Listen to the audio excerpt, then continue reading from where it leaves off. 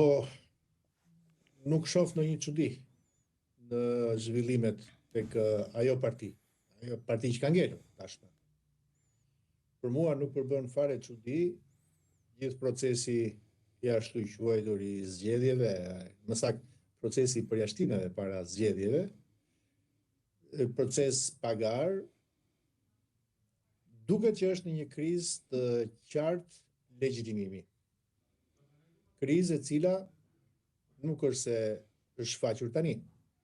Është një krizë e cila ka datuar së paku prej 4 apo 5 viteve tashmë. Që nga momenti kur asaj partie i ndodhi një ndryshim i madh, identitar madje.